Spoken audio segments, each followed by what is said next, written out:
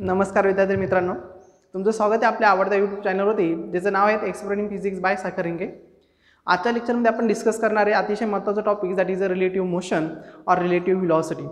आता आपण प्रिव्हियस लेक्चरमध्ये डिस्कस केलं होतं velocity, application of velocity, average velocity, नंतर difference between speed and velocity. हा सगळा पार्ट जो आहे तो आपण प्रिव्हियस लेक्चरमध्ये समजून घेतला होता. त्यावरती जो तुम्हाला टास्क जो आहे तो टास्क पण दिलेला आहे आणि तुम्ही तो सॉल्व पण केलेला असेल. आता आपण व्हेलॉसिटी हा कॉन्सेप्ट कंप्लीट झाल्यानंतर आपल्याला ह्या व्हेलॉसिटीमध्ये पुढचा पॉईंट डिस्कस करायचा आहे, that is a relative velocity. तर आपण इथं रिलेटिव्ह मोशन असं म्हटलं आहे. काय म्हटलं आहे? Relative motion. तर ह्या रिलेटिव्ह मोशन किंवा रिलेटिव्ह व्हेलॉसिटी हा पॉईंट स्टार्ट करण्याच्या अगोदर आपल्याला रिलेटिव्ह ह्या वर्डचा मिनिंग समजून घेणं खूप गरजेचं आहे. आता रिलेटिव्ह बघा, आपण बऱ्याच ठिकाणी यूज करत असतो की आमचे रिलेटिव्ह आज आमच्या घरी येणार आहेत, ओके, किंवा XYZ विद्यार्थी जो आहे तो माझा रिलेटिव्ह आहे.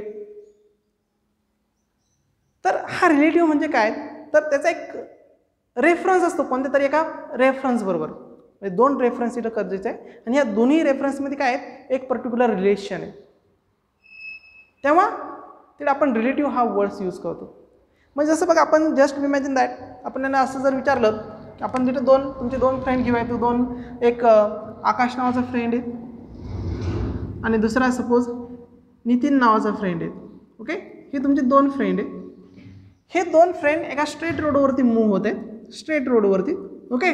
दोघांकडे हे बाईक आहे आणि हा जो पहिला आकाश जो आहे त्याच्या बाईकचा जो स्पीड जो आहे तो समजा आपण 30 मीटर पर सेकंड घेतलं किंवा व्हेलॉसिटी घेतली त्याची 30 मीटर पर सेकंड घेतली.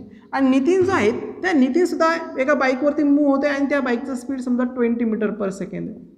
आणि मग तुम्हाला जर विचारलं हे दोघं जर स्ट्रेट रोडनी जर मूव्ह होत असेल, स्ट्रेट रोड, कारण आपण वन डायमेन्शनल मोशनमध्ये डिस्कस करतोय, तर हे दोन्ही जर स्ट्रेट रोडनी जर मूव्ह होत असतील, स्ट्रेट रोडनी जर मूव्ह होत असतील, तर तुम्हाला जर विचारलं की आकाश आणि नितीन यांच्या व्हेलॉसिटीमध्ये डिफरन्स आहे का, तर तुम्ही म्हणशाल येस, ह्या दोघांच्या व्हेलॉसिटीमध्ये डिफरन्स आहे. तर काय डिफरन्स आहे दोघांच्या व्हेलॉसिटीमध्ये?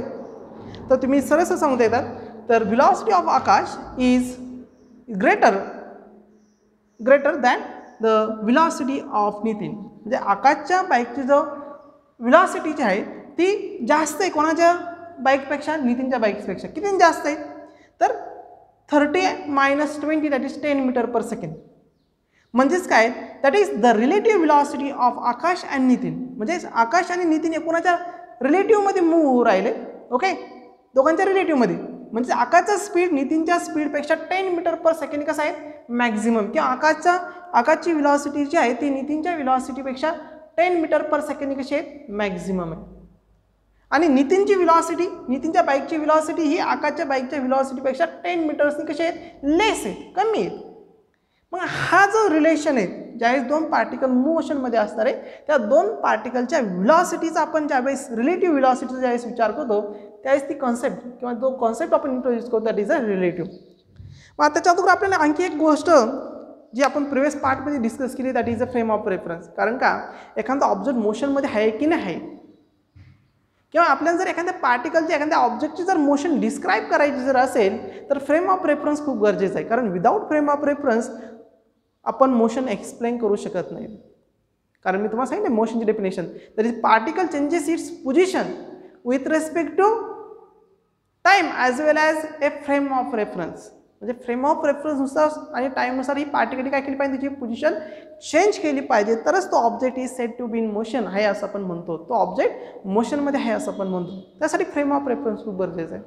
मग फ्रेम ऑफ रेफरन्स म्हणजे आपण नीट दोन फ्रेम ऑफ रेफरन्स समजा जर घेतली, एक फ्रेम ऑफ रेफरन्स स्टेशनरी आणि एक फ्रेम ऑफ रेफरन्स मोशनमध्ये, आणि ह्या दोन फ्रेम ऑफ रेफरन्सच्या करस्पॉन्डिंग एखादा पार्टिकल जर मूव्ह होत असेल तर त्या पार्टिकलची velocity with respect to moving frame of reference, त्या पार्टिकलची velocity with respect to moving frame of reference is called as a relative velocity. त्यावेळेस त्या पार्टिकलच्या त्या व्हेलॉसिटी म्हणलं तर रिलेटिव्ह व्हेलॉसिटी. त्यासाठी आपण हे व्यवस्थितपणे समजून घेण्यासाठी आपण इथे एक एक्झाम्पल घेतले. बघा, एक डायग्राम तुम्हाला मी शो करून दाखवली. इथे आपण इथे दोन फ्रेम ऑफ रेफरन्स घेतले.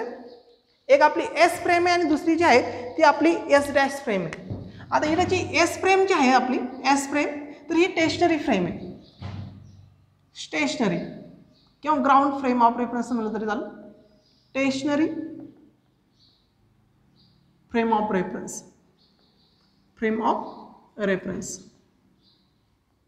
आणि इथं सेकंड आहे ज्याला मी एस डॅश म्हणलंय, ही आपली मुव्हिंग फ्रेम ऑफ रेफरन्स आहे. कशी आहे? Moving frame of reference. Concept लक्षात आहे तुमच्या? इथं एस काय आपली स्टेशनरी आहे, स्टेबल आहे, रेस्ट फ्रेम ऑफ रेफरन्स आहे. तर एस डॅश कशी आहे? मुव्हिंग फ्रेम ऑफ रेफरन्स आहे. आणि ह्या दोन फ्रेम ऑफ रेफरन्सच्या करस्पॉन्डिंग मध्ये पी हा पार्टिकल कसा आहे? मोशन मध्ये. पी पार्टिकल कसा आहे? मोशन मध्ये. मग त्या पी पार्टिकलची पोझिशन, ओके, पी पार्टिकलची पोझिशन फ्रॉम एस फ्रेम नुसार किंवा स्टेशनरी फ्रेम नुसार किती आहे? आरपीएस आहे. नंतर त्या पी पार्टिकलची position with respect to moving frame of reference is RP S dash आहे. आणि जी मुव्हिंग फ्रेम आहे तिची position corresponding to the stationary frame of reference is R S S dash आहे. म्हणजे बघा इथं काय आहे बघा, मी असं म्हणेन the position vector RPS is the position vector of particle from S frame. नंतर RPS dash is a position vector of particle from S dash frame. आणि S dash कशी तुमची मुव्हिंग फ्रेम आहे. मग इथं जर आपण आरपीएस जर कॅल्क्युलेट जर केला तर according to the triangle law of vector addition नुसार जर आपण इथं आरपीएस जर घेतला तर आरपीएस तुम्हाला मिळेल, RPS is equal to RPS dash plus RSS dash. बरोबर की नाही? ह्या दोघांची ॲडिशन म्हणजे काय मिळेल आपल्याला? RPS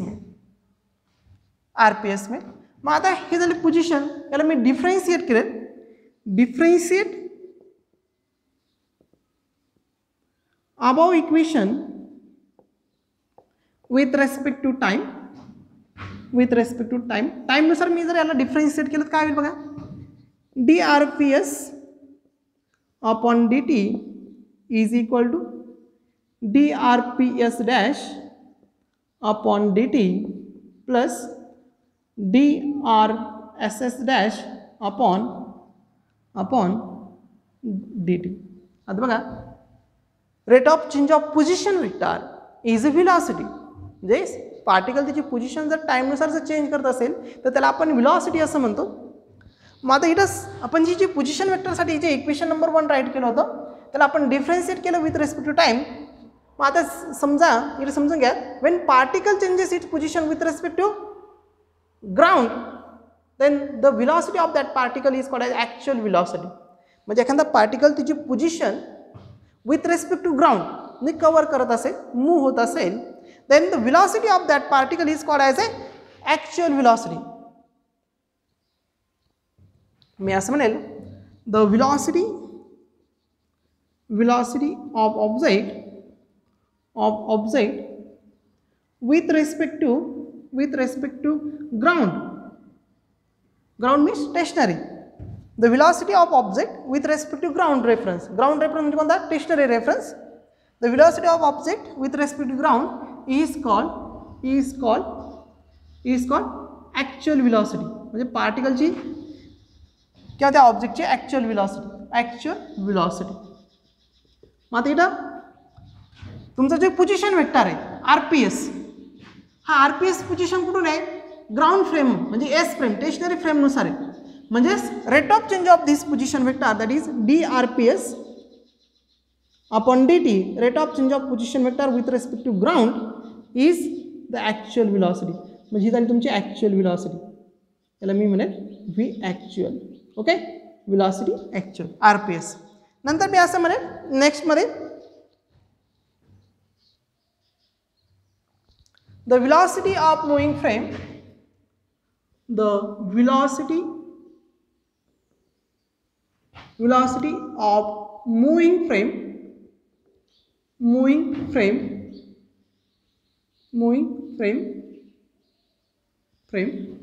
velocity of moving frame with respect to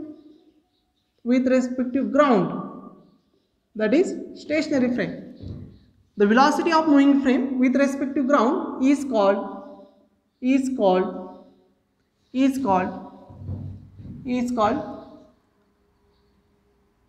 reference velocity. Velocity of reference असं म्हटलं तरी चालेल.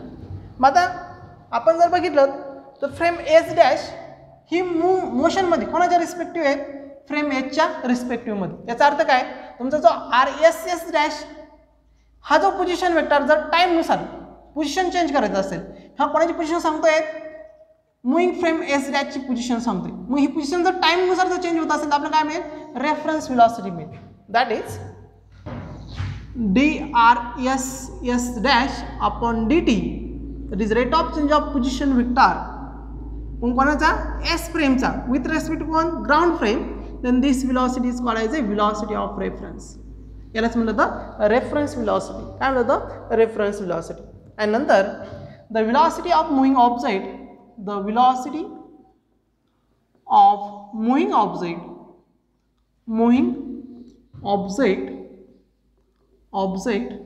with respect to moving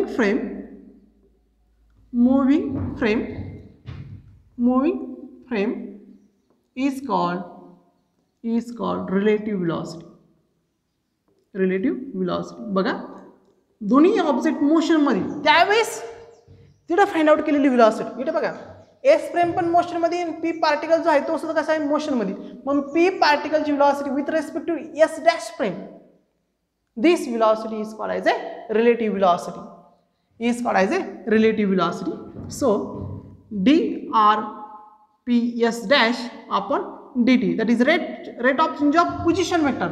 पण कोणाचा, पी पार्टिकलचा, कोणत्या फ्रेम रेफरन्सनुसार, एस डॅश फ्रेमनुसार. एस डॅश फ्रेम कशी आपली मोशन मध्ये. So this velocity is called as a velocity of relative velocity. आता आपण समजा ह्या इक्वेशनला 2 म्हटलं, याला 3 म्हटलं आणि याला 4 म्हटलं, आणि इक्वेशन 3, 4, 2, 3, 4 जर आपण इक्वेशन 1 मध्ये सबस्टिट्यूट जर केली, सॉरी इक्वेशन 2 मध्ये सबस्टिट्यूट जर केली, इथं 2 नाही म्हणता, आपण याला 3 म्हणूयात, इथं याला 4 म्हणूयात, 4 and 5. ओके, मग आपल्याला काय करायची, इक्वेशन 3, इक्वेशन 4 आणि इक्वेशन 5 कशामध्ये सबस्टिट्यूट करायचं, 2 मध्ये. So I simply written as equation 3, 4 and 5 substitute in equation 2. Equation 2 मध्ये काय करणार आपण, सबस्टिट्यूट करणार. बघा, इक्वेशन 2 मध्ये सबस्टिट्यूट करणार कोणाची व्हॅल्यू, इक्वेशन 3 ची, इक्वेशन 4 ची आणि इक्वेशन 5 ची तुम्हाला मिळेल. बघा ह्या इक्वेशन मध्ये. सो dRPS upon dt म्हणजे इक्वेशन नंबर 3 काय मिळेल, actual velocity. So actual velocity of particle is equal to dRPS dash upon dt म्हणजे कोणती व्हेलॉसिटी, रिलेटिव्ह व्हेलॉसिटी. बघा, रिलेटिव्ह व्हेलॉसिटी इक्वेशन नंबर 5 नुसार relative velocity plus DRS upon dt. DRS upon dt म्हणजे कोणती, velocity of reference. मग आपल्याला इथं काय फाइंड करायची, रिलेटिव्ह व्हेलॉसिटी फाइंड करायची.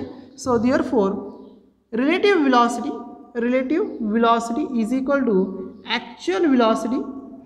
आता ही टर्म मी इकडे घेणार, सो हा इकडे पॉझिटिव्ह, इकडे निगेटिव्ह होऊन जाईल. So V actual minus V reference. Okay, so this is the concept of relative velocity. This is the standard equation of relative velocity. Okay, that is actual velocity minus reference velocity. It is a concept of relative velocity. तर अशा पद्धतीने आपण ही relative velocity जी आहे ती आपण काय केली, describe केली. आता आपण याच्या जनरल फॉर्म्युलाकडे जाऊया. जनरल फॉर्म्युला, तर रिलेटिव्ह व्हेलॉसिटी जनरल फॉर्म्युला काय आहे ते आपण इथे समजून घेऊया. परंतु तुम्हाला रिलेटिव्ह व्हेलॉसिटी काय आहे ते कशा पद्धतीने फाइंड आउट करता येईल ते ह्या इक्वेशनवरून समजलंच असेल. That is relative velocity is equal to actual velocity minus actual velocity minus reference velocity. This equation is very importance. मग आता आपण जनरल फॉर्म्युलेकडे जाऊयात, ज्याचा यूज करून आपण नंबर ऑफ एक्झाम्पल सॉल्व्ह करणार आहे. So general formula for the relative velocity.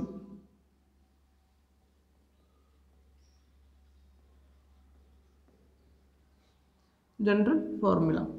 आता जनरल फॉर्म्युलामध्ये आपण कशा पद्धतीने इथं एक्सप्लेन करणार बघा. मग आता इथं आपण 2 पार्टिकल घेऊयात. Okay, 2 particles. Just to imagine that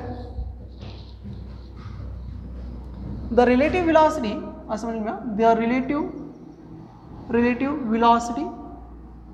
velocity of particle P1, the relative velocity of particle P1 is V1 with respect to another particle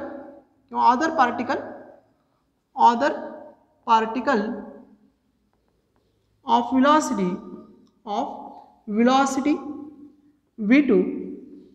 म्हणजे बघा इथे 2 पार्टिकल घेतले आपण. Suppose this is the first particle p1, याची velocity v1 आणि another one particle आहे that is particle p2, जिची velocity किती आहे v2 आहे.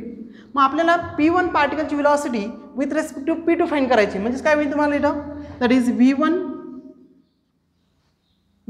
It is the relative velocity कोणामधली particle 1 with respect to particle 2. पहिल्या पार्टिकलची व्हेलॉसिटी कशा करस्पॉन्डिंगमध्ये, सेकंड पार्टिकलच्या करस्पॉन्डिंगमध्ये. So particle that is velocity, relative velocity of particle first to second is equal to, मग ॲक्च्युअल व्हेलॉसिटी कोणती पार्टिकलची v1 आणि आपली रेफरन्स व्हेलॉसिटी कोणती आहे v2. So v1 minus v2. Concept लक्षात येते तुमच्या. This is a velocity. मग तुम्हाला असं जर विचारलं velocity of particle p2 with respect to p1, म्हणजे relative velocity of particle p2 असे म्हणता येईल आपल्याला. और relative velocity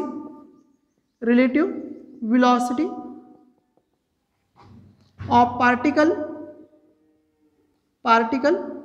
p2 with respect to particle p1 is, मग कशी येईल इथं v21 इज इक्वल. आता इथं पार्टिकल्स सेकंडची काय झाली ॲक्च्युअल व्हेलॉसिटी v2 आणि रेफरन्स व्हेलॉसिटी काय आहे आपली v1. ह्या दोन्हीचा डिफरन्स म्हणजेच काय मिळेल तुम्हाला रिलेटिव्ह व्हेलॉसिटी मिळेल सेकंड पार्टिकल आणि फर्स्ट पार्टिकलमधली.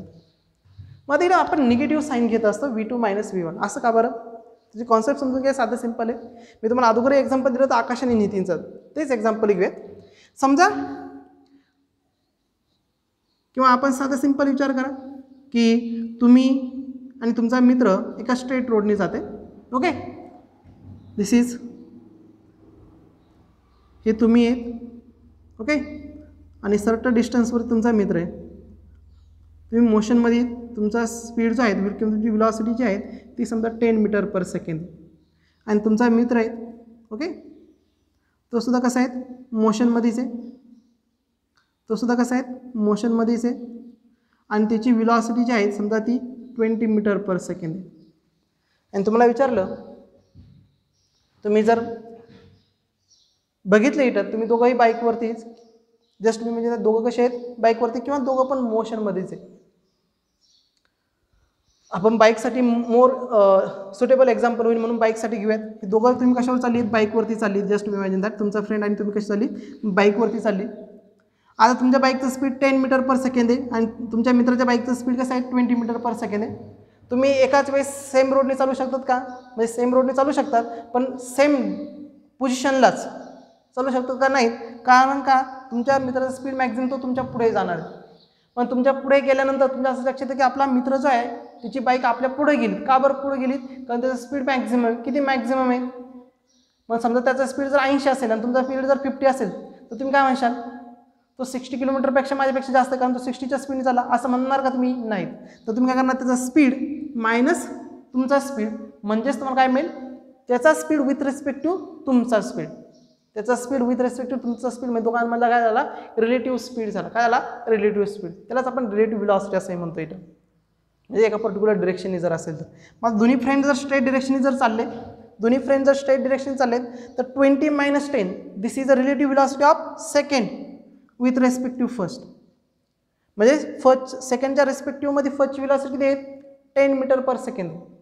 म्हणजे सेकंड जो आहे 10 मीटर पर सेकंडनी मॅक्झिमम चालला आहे कशाच्यापेक्षा फर्स्टपेक्षा, किंवा फर्स्ट 10 मीटर पर सेकंड कसं कमी चालला आहे कोणापेक्षा सेकंडपेक्षा.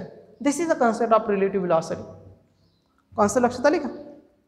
समजते तुम्हाला? किंवा साधं सिंपल एक्झाम्पल घेतलं, ज्यावेळेस तुम्ही तुमच्या बाईकवरती चाललेत, तुमचा speed 50 metre per second, just imagine that, आणि तिकडून तुमच्या मित्राच्या बाईक येते, समोरून येते तुमच्या समोरून, आणि समोरून आल्यानंतर अगदी जवळ आल्यानंतर तुम्ही एकूणाला बघतात आणि तुम्ही एकूणाला वर हात करतात, आणि हात करत असतो आणि तुम्ही तुमच्या बाईकचा ब्रेक दाबेपर्यंत दोनांमधलं डिस्टन्स मॅक्झिमम गेलेलं असतं, दोन्ही मॅक्झिमम डिस्टन्स कव्हर केलेलं असतं. असं का बरं? कारण त्याच मागचं असं रिझन आहे की ज्यावेळेस दोन ऑब्जेक्ट डिफरंट डिरेक्शननी मूव्ह होत असतात त्यावेळेस दोघींचा रिलेटिव्ह स्पीड किती असेल, तर दोन्हींचा स्पीड काय होईल ॲड.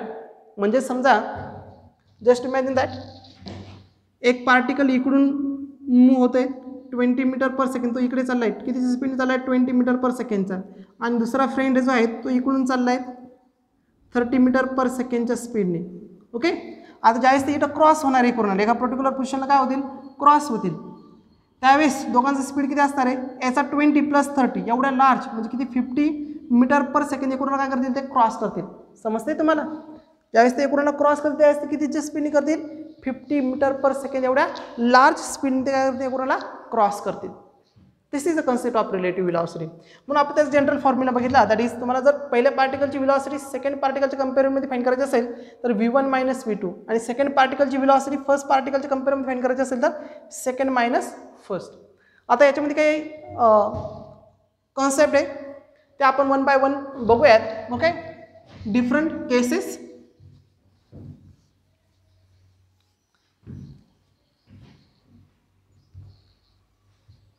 डिफरंट केसेस त्यातली फर्स्ट केस आहे if both particle move in same direction. दोन्ही पार्टिकल सेम डिरेक्शनने जर मूव्ह होत असेल, म्हणजे फर्स्ट पार्टिकल V1 त्याच डिरेक्शन आणि V2 पण त्याच डिरेक्शनला, दोघं सेम डिरेक्शननी दोन्ही पार्टिकल सेम डिरेक्शनने मूव्ह होत असतील तर रिलेटिव्ह व्हेलॉसिटी काय येईल मग V रिलेटिव्ह किंवा V12 is equal to V1 - V2. लक्षात आलं? दोन्ही जर सेम डिरेक्शन असेल, लक्षात आलं तुमच्या? आता बघा second, if both particle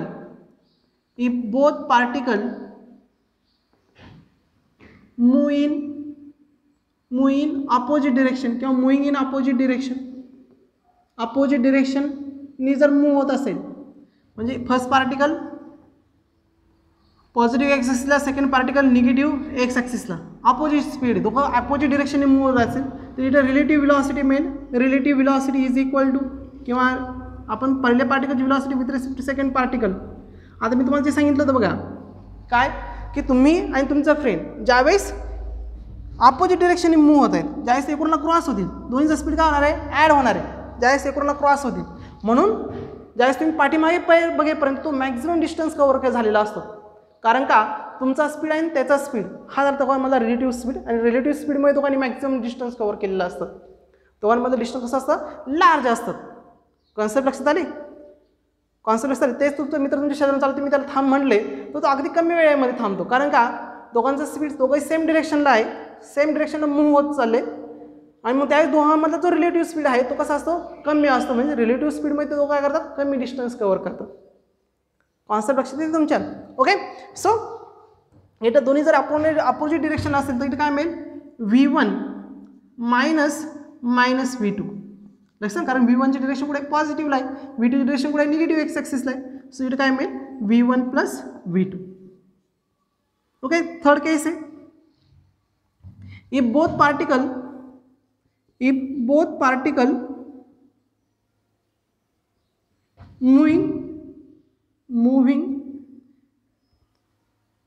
moving perpendicular to each other,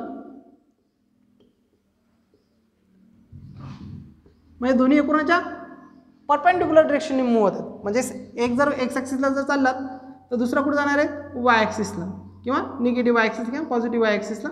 so this one V1 आणि V2. त्यावेळेस दोघांमधले जो रिलेटिव्ह स्पीड येईल तो कसा येईल बघा. That is V1 is equal to, मग V1 कुठे आहे positive X axis, so V1 I cap plus minus V2 J cap. हा झाला दोन्हींचा रिलेटिव्ह स्पीड. आणि मग आपण जर इथं याचं जर मॅग्निट्यूड जर घेतलं V12, तर तुम्हाला मॅग्निट्यूड माहीत आहे V1 square plus V2 square, तर इथं मायनस आहे, so minus twice V1 V2 cos theta. आता एकूणच्या परपेंडिक्युलर डिरेक्शन आहे, म्हणजे थिटा किती येणार इथं परपेंडिक्युलर म्हणजे थिटा किती येईल, theta is equal to 90 degree. म्हणजे तुम्हाला इथं रिलेटिव्ह स्पीड किती मिळेल ह्या केसमध्ये, तर ह्या केसमध्ये तुम्हाला रिलेटिव्ह स्पीड मिळेल that is relative speed V12 is equal to magnitude घेतोय आपण, so magnitude of V12 is equal to under root V1 square plus V2 square, कारण कॉस 90 काय होऊन जाईल 0, cos 90 0, so this term will be cancel, so V1 square plus V2 square काय मिळेल V1 square plus V2 square. Concept लक्षात आली. आणि जर दोनमध्ये अँगल जर थिटा असेल, ओके, लास्ट केस घेऊयात आपण, that is 4. If both are moving with an angle theta, दोन्ही मला अँगल जर थिटा असेल तर इथं simple V12 is equal to magnitude of V12 is equal to under root V1 square plus V2 square plus minus twice V1 V2 cos theta. आपण हा formula use करणार. मग ह्या डिफरंट केसेस आहे, मी ह्या डिफरंट केसेस तुम्हाला कायसाठी use होईल टू सॉल्व द न्यूमेरिकल्स. तर this is a concept of relative velocity. म्हणजे एखादा पार्टिकल मूव्हिंग फ्रेमच्या रेफरन्समध्ये जर मूव्ह होत असेल, एखादा पार्टिकल मूव्हिंग फ्रेमच्या रेफरन्समध्ये मूव्ह होत असेल, त्यावेळेस मूव्हिंग फ्रेम आणि तो पार्टिकल यांच्यामधली व्हेलॉसिटीमधला डिफरन्स म्हणजे काय झाली त्या पार्टिकलची relative velocity. I repeat one more time, the particle moving with respect to moving frame of reference, then the difference between velocity of moving particle and moving reference is called as a relative velocity. तर ह्या relative व्हेलॉसिटीवरती आपण काही example, काही numericals solve करूयात. Okay, one by one numericals घेऊयात आपण इथं. आता बघा, आता न्यूमेरिकल्स आपण सॉल्व करूयात. यातलं पहिला न्यूमेरिकल्स बघा आपल्याला दिलेलं काय म्हटलं पहिल्या न्यूमेरिकल्समध्ये ते समजून घेऊयात. Okay, 2 buses A and B are moving in the same direction with speed 20 meter per second and 15 meter per second. म्हणजे आपल्याला 2 बसेस दिल्या आहेत. Suppose this is given solution of problem number 1. Okay, given मध्ये काय दिलं आहे, ए बस, velocity of ए बस किती speed तिचा, किती व्हेलॉसिटी तिची is equal to 20 metre per second.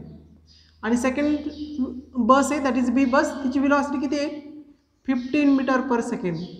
आणि दोन्ही कशा आहेत सेम डिरेक्शनला मूव्ह होत आहेत, मूव्हिंग विथ सेम डिरेक्शन. आता आपण पहिले विचारलं आहे relative velocity of A with respect to B. Solution of first काय, तर रिलेटिव्ह व्हेलॉसिटी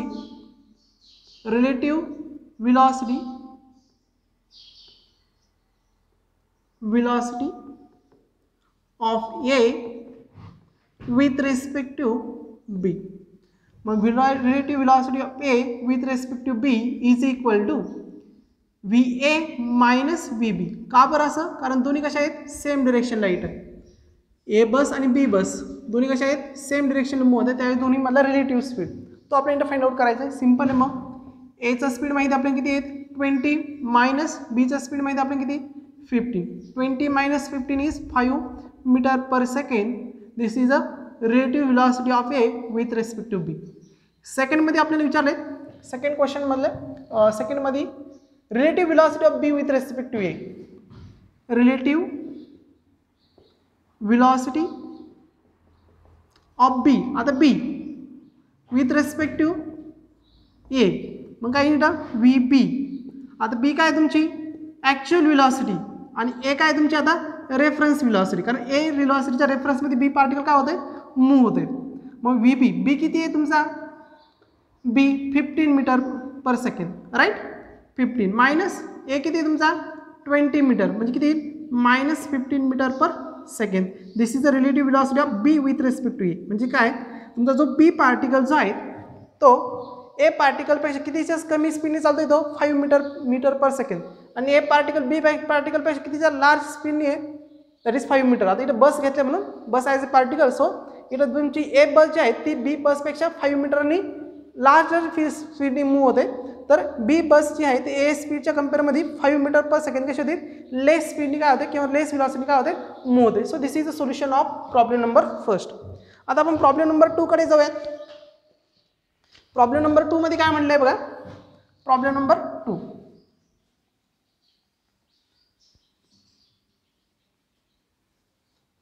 प्रॉब्लेम नंबर 2 मध्ये काय म्हणतो बघा. A car A move with velocity 15 meter per second and B with velocity 20 metre per second. म्हणजे A car दिली तुम्हाला, मी परत इतर गिवन मध्ये राईट करेल. व्हेलॉसिटी ऑफ ए कार किती स्पीडने मूव्ह होते ती 15 मीटर पर सेकंड आणि B that is 20 metre per second. B car is moving with 20 metre per second. Okay in opposite direction. आता यांच्या दोघांची डिरेक्शन कशी बघा. Moving in opposite direction. Moving in a opposite direction. Find the relative velocity A with respect to B and B with respect to A. म्हणजे इथं situation समजून घ्या. Suppose ए particle जर इकडे मूव्ह होत असेल तर बी पार्टिकल कुठे मूव्ह होणार आहे त्याच्या अपोजिट डिरेक्शन. मग आता सिंपल कॉन्सेप्ट आहे. तर इथं आपण घेऊयात सोल्युशन. मग आता पहिला प्रॉब्लेमचं solution that is a with respect to b relative velocity of a with respect to b. काय येईल बघा. a b is equal to a plus b. कारण का a काय झाली तुमची ॲक्च्युअल व्हेलॉसिटी, b काय झाली तुमची रेफरन्स व्हेलॉसिटी. मग a किती तुमचा 15 प्लस b किती आहे 20 म्हणजे दोन्हींची किती झाली relative velocity 35 metre per second. नंतर सेकंड मध्ये जर बघितलं आपण relative velocity of B with respect to A. पर दो एकूणच अपोजिट डिरेक्शनला आहे. So V B A is equal to V B plus V A. कारण कोणत्या अपोजिट डिरेक्शन दोघांची काय रिलेटिव्ह व्हेलॉसिटी में addition no change in answer that is 20 plus 15 that is equal to 35 metre per second. This is a relative velocity of B with respect to A. म्हणजे दोघांची तुम्हाला इथं जी relative velocity जी मिळेल ती कशी मिळेल तुम्हाला इथं ही तर 35 मीटर पर सेकंदच मिळेल. कशी मिळेल 35 मीटर पर सेकंड. आता याच्यामध्ये थोडंसं स्मॉल चेंजेस आपल्याला करायचं आहे ह्या प्रॉब्लेममध्ये. आता ज्यावेळेस आपण फर्स्ट कन्सिडर इथं केलं ओके, ज्यावेळेस आपण कार ए आणि कार बी इथं ज्यावेळेस कन्सिडर करतोय ते स्मॉल मिस्टेक आपली इथं आपण ॲझ्युम करायला पाहिजे की आपण ए जर घेतली हिची पॉझिटिव्ह डिरेक्शन घेऊयात आणि बी काय घेऊयात निगेटिव्ह डिरेक्शन. आणि आता हिची व्हेलॉसिटी अपोजिट डिरेक्शनमध्ये असल्यामुळे -20 मीटर पर सेकंड येईल. First is corresponding to second. मग आता आपल्या रिलेटिव्ह व्हेलॉसिटीचा फॉर्म्युला ॲडिटीज आपण डायरेक्ट कंडिशननुसार घेतला. आपण याच्यानुसार जाऊयात. So relative velocity of A with respect to B V A B is equal to काय येईल बघा V A minus V B. So मी इथं बी कावर निगेटिव्ह घेतला तुमच्या लक्षात येत आहे कारण दोन्ही व्हेलॉसिटी करून अपोजिट डिरेक्शन. म्हणजे समजा ए जर पॉझिटिव्ह डिरेक्शन घेतली तर बी कुठे घेणार आहे निगेटिव्ह डिरेक्शन. कॉन्सेप्ट लक्षात येते तुमच्या. मग आता इथं बघा व्ही ए बी काय येईल तुमचं V A B is equal to V A किती 15 मायनस व्ही बी किती तुमची -20. So minus plus 15 plus 20 that is 35 metre per second in positive direction. म्हणजे जी रिलेटिव्ह व्हेलॉसिटी किती येईल पॉझिटिव्ह डिरेक्शन किती येईल 35 मीटर पर सेकंड. आता सेकंडनुसार relative velocity of B with respect to A. मग आता आपल्या बीची माहिती आहे. So velocity of B with respect to A is equal to V B minus V A. आता व्ही बी काय झाली तुमची ॲक्च्युअल व्हेलॉसिटी व्ही ए काय झाली तुमची रेफरन्स व्हिलॉसिटी. व्ही बी काय आहे तुमची आता -20 आणि हे किती आहे 15. So -15 minus minus plus, so इथं येईल -35 मीटर पर सेकंड. म्हणजे इथं मायनस मायनस दोघांची काय करणार ॲडिशन, निगेटिव्ह साईन देऊन टाकणार. म्हणजे दोन्हीचा स्पीड सेम आला पण यूज करा निगेटिव्ह ऑफ 35, यूज काय आला positive of 35. So this is the solution of problem number 2. आता आपण प्रॉब्लेम नंबर 3 कडे जाऊयात. प्रॉब्लेम नंबर 3 काय म्हणलं का प्रॉब्लेम नंबर 3 मध्ये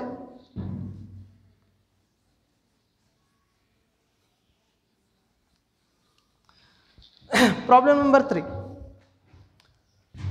A birds fly to and fro between two cars with velocity v1 and v2.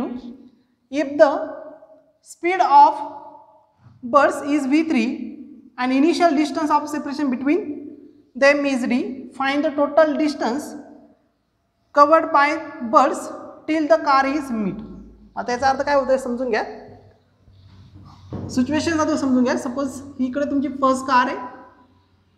Okay, this is car number first, car 1, आणि इकडे तुमची सेकंड कार आहे. इथे काय आहे तुमची सेकंड कार, कार नंबर 2 घेईल मी. ओके, आणि या दोघांमधलं इनिशियल डिस्टन्स दिले आपल्याला किती दिले आहेत डी दिले. ओके, आणि इथे एक बर्ड्स फ्लाय होते. काय होते इथं एक बर्ड्स फ्लाय होते. मग ह्या कारची व्हिलॉसिटी, फर्स्ट कारची व्हिलॉसिटी v1 आहे, सेकंड कारची व्हिलॉसिटी v2 आहे, आणि ह्या बर्डची व्हिलॉसिटी किती आहे v3. बरोबर की नाही. आता त्यांनी क्वेश्चन काय विचारलं आहे बघा आपल्याला, find the total distance covered by birds till the car is meet. ज्यावेळेस कार एकूणच्या मीट होईपर्यंत बर्ड्सनी किती डिस्टन्स कव्हर केलेला असेल. हा जो बर्ड्स जो आहे आपला इनी इथं किती डिस्टन्स कव्हर केलेला असेल असं त्याचा क्वेश्चन त्यांनी आपल्याला विचारलेला आहे. मग आता साधं सिंपल आहे बघा. अगोदर आपण ह्या दोन कारची रिलेटिव्ह व्हिलॉसिटी फाइंड आउट करूयात. सो दोन्ही एकूणच्या अपोजिट डिरेक्शनला आहे. दोन्ही कडून अपोजिट मीट होणार आहे, म्हणजे काय एकूणच्या अपोजिट डिरेक्शनला असणार आहे. कार काय होते मीट होते, म्हणजे कोणाच्या अपोजिट डिरेक्शन ते येणार आहे मीट होणार आहे. सो मी असं म्हणेन रिलेटिव्ह व्हिलॉसिटी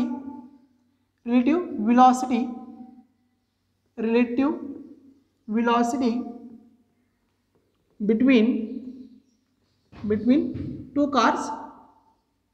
कार्स याला मी होणार v12 इज इक्वल टू, आता हे कोणाच्या अपोजिट डिरेक्शनला आहे म्हणजे इथं काय मिळेल तुम्हाला v1 पॉझिटिव्ह घेणार. ओके, याची डिरेक्शन पॉझिटिव्ह, तर याची डिरेक्शन कशी येईल निगेटिव्ह, म्हणजे कसं घेणार v1 मायनस v2, कारण ऑलरेडी v2 कसं आहे निगेटिव्ह डिरेक्शनला आहे. सो इथं v1 किती मिळेल आपल्याला मग v1 प्लस v2 मिळेल. ही झाली तुमची relative velocity.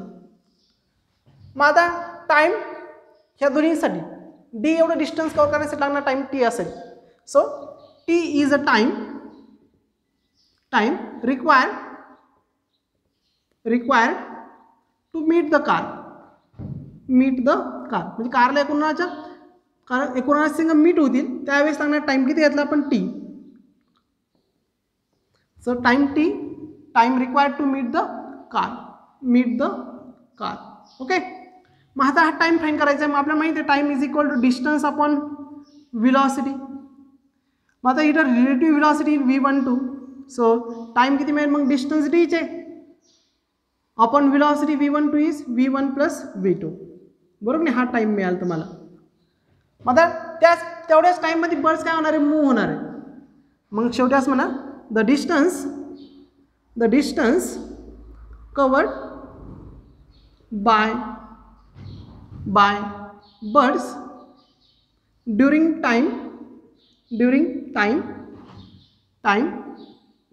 t is d dash. आपण हे d dash डिस्टन्स ॲझ्युम केलं, एवढं बर्डनी कव्हर केलं. The distance covered by birds during time t is d dash is given by मग आता d dash is equal to velocity of birds. Distance equal काय velocity into time, डिस्टन्सचा formula velocity into time. म्हणजे इथं काय येईल velocity of birds into time. Velocity of birds किती इथं v3 इंटू टाइम किती आहे t. So d dash is equal to तुम्हाला मिळेल v3 इंटू टी माहिती तुम्हाला फाईंड केला आपण इथं डी आपण v1 plus v2. So v3 into D upon v1 plus V2. So finally we can written as D into V3 किंवा V3 into D आपण V1 प्लस V2 एवढा distance birds cover करत ज्यावेळेस या कार्यप्रणाला मीट होते. Okay, so this is a concept of relative velocity. This is a solution of problem number 3. आता last प्रॉब्लेमकडे आपण जाणार आहे, problem number 4. Okay, last problem solution आपल्याला घ्यायचं आहे. प्रॉब्लेम सॉल्व करत असताना प्रॉब्लेम व्यवस्थित रीड करायचा, समजून घ्यायचा आणि नंतर त्याचं सोल्युशन राईट करत चला. म्हणजे तुम्हाला प्रॉब्लेम व्यवस्थित अंडरस्टँड झाला की सोल्युशन फाइंड आउट करायला जास्त प्रॉब्लेम येणार नाहीत. ओके, इझिली तुम्हाला तो अंडरस्टँड होईल.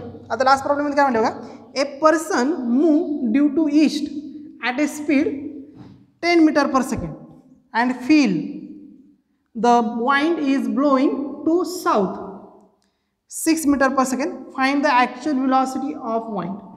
काय म्हणलं बघा, आपण हा रेफरन्स घेऊयात सोल्युशन किंवा गिवनकडे जाऊयात. गिवनमध्ये आपल्याला व्हेलॉसिटी ऑफ पर्सन दिली, किती दिली ती 10 मीटर पर सेकंड दिली. आणि velocity of person with respect to wind किती दिली ही, कारण इथे बघा मी असं का प्रकार केलं. अँड फील द वाइंड काय म्हणलं बघा, a person moves due to east at a speed 10 metre per second. एक पर्सन ईस्टकडे मूव्ह होतोय किती स्पीडनी 10 मीटर पर सेकंडनी. आणि त्यावेळेस तो काय फील करतोय, feel the wind is blowing. त्यावेळेस तो फील करतोय की वाइंड ब्लो होते साऊथकडे कितीच्या डिरेक्शननी 6 मीटर पर सेकंड. म्हणजेच velocity of person with respect to wind is 6 metre per second. आणि आपल्याला काय करायचे, actual velocity of wind. Find the actual velocity of wind. आपण डायग्राम तयार करूया. हा आपला रेफरन्स पॉईंट आहे. अपवर्डला नॉर्थ, इकडे ईस्ट, साऊथ आणि वेस्ट, इकडे ईस्ट. आता काय म्हटलं प्रॉब्लेमनुसार, a person move due to east. Person कुठे मूव्ह होत आहेत, ईस्टकडे मूव्ह होते. This is velocity of person. आणि it feel the wind is blowing to the south. म्हणजे तो फील करतोय wind, velocity of person with respect to wind किती आहेत 6 मीटर. कुठे आहेत, साऊथकडे. आणि आपण काय फाइंड करायची, actual velocity of wind. Velocity of wind find करायची. म्हणजे या दोन्हींचा जो रेफरन्स येईल, ही रेफरन्स व्हेलॉसिटी काय असणार आहे, व्हेलॉसिटी ऑफ वाइंड असणार. काय असणार, व्हेलॉसिटी ऑफ वाइंड. मग आपल्याला ही फाइंड आउट करायची इथे. तर इथं सिम्पल. मग आता आपल्याला जर ही फाइंड करायची जर असेल तर हा झाला तुमचा VP, हा झाला तुमचा VPW.